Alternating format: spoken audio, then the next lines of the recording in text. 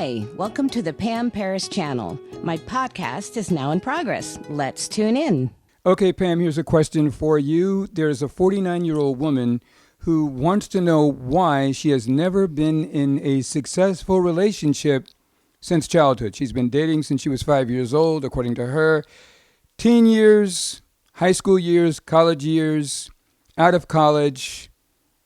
She's never really had a problem in the relationships in the fact that there might have been any violence or any abuse or anything like that.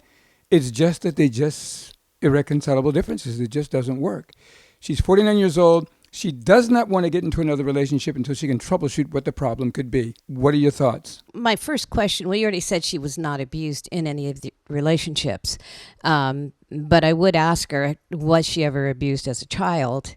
From her parents, from other children, from a stranger? Was there any abuse between childhood and adult? Okay, now, as far as I know, there has not been any abuse at all. But are you saying that abuse could be a factor that could hinder someone getting into a successful relationship when, in fact, there are people who have been abused and are in successful relationships? They may not even know that they were abused.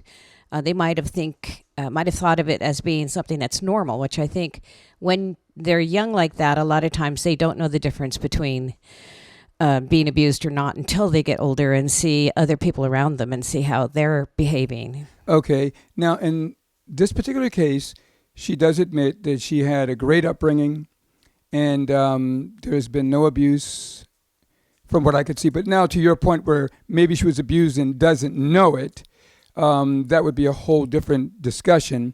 So let's assume that there was no abuse based on what she said. What would your next point be? I would want to know, did she have a good relationship with her parents, especially her dad? According to her, she did. Father's a very loving dad. Mother's a very loving mom. And she loves them both dearly. They all are alive and well, still stay in communication. It's just that when she gets into a relationship, it seems to start off wonderful. And then it just seems to fade. Chemistry fades. She just loses interest, or the other person loses interest. It's just not working.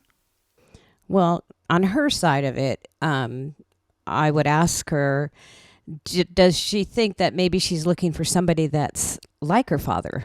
Again, I wouldn't know. That's a very good question also. But we could probably raise 100 questions as to why she is not in a loving relationship. But I'd like to raise one question. Is it possible that some people are just not meant to be in relationships?